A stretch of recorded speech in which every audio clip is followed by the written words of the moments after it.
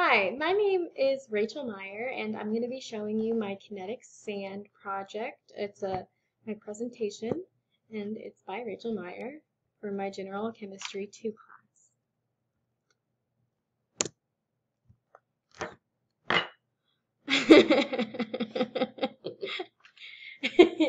Materials that I used to make this kinetic sand. So here is what my kinetic sand looks like. It's blue, and I'll talk about it more in a second, but that's my kinetic sand. What I did to make this kinetic sand was 1 cup of the colorful clay sand that I got at Walmart, a 1/4 cup of water that I got from my sink, 1/4 cup of cornstarch, and 1 tablespoon of dish soap. So to prepare the kinetic sand, what I did was I made this in my kitchen, and I poured 1 cup of colorful clay sand and 1/4 cup of cornstarch into a bowl, and I mixed it thoroughly. And I added 1 tablespoon of dish soap to 1/4 cup of water and mix it thoroughly. Yeah.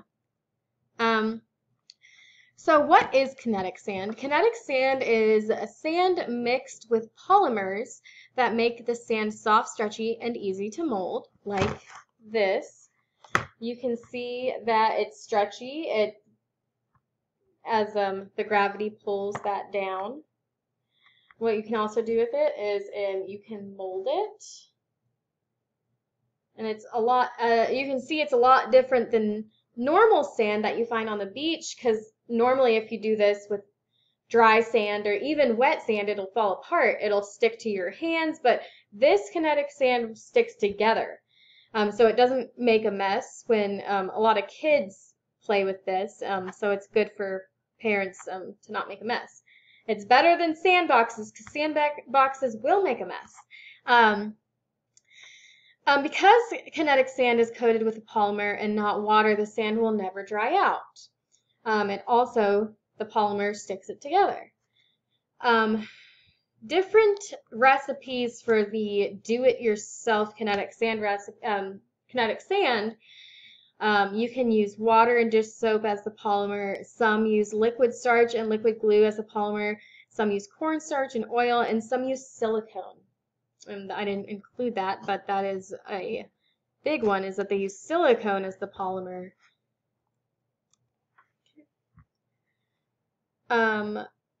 So store-bought kinetic sand contains sand in a polymer called polydimethylsiloxane, also known as dimethicone. Polydimethylsiloxane is a non-toxic silicone, as I just talked about, based polymer found in hand lotions, anti-frizz gels for hair, and cosmetics. Below is an illustration of the polydimethylsiloxane polymer chain. You can see that I added the image down here and how it's formed. The polydimethylsiloxane is formed in the chemical formula.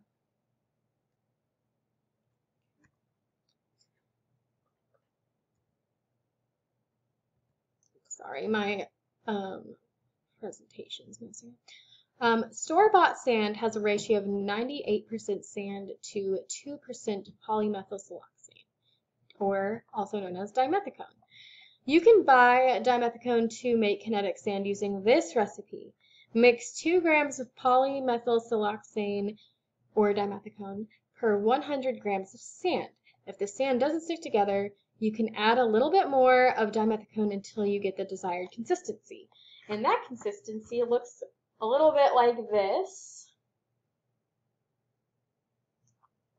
So what other things you can do with this is you can cut it apart, and I'll show you what that looks like. So you can see the 2 different consistencies that I have the sand. This one is formed, and this one's not formed. But you can easily form this one just by squeezing it together, and that compacts the molecules closer together to give it a formed shape. And then for this one, I can take this and I can cut it. And you can see that it was really easy to cut. Here's the pieces. It's kind of hard to see, but here's the piece. So yeah, kind of forms its own thing instead of having separate molecules like normal sand. Kind of gives itself its own like okay.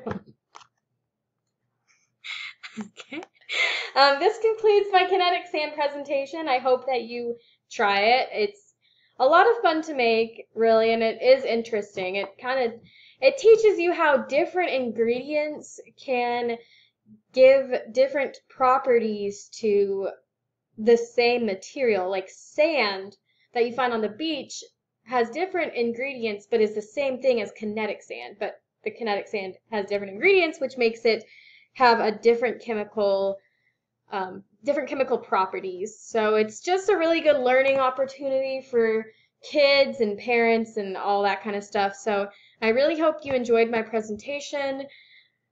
Now I'll go play with this. Thank you for watching. Bye.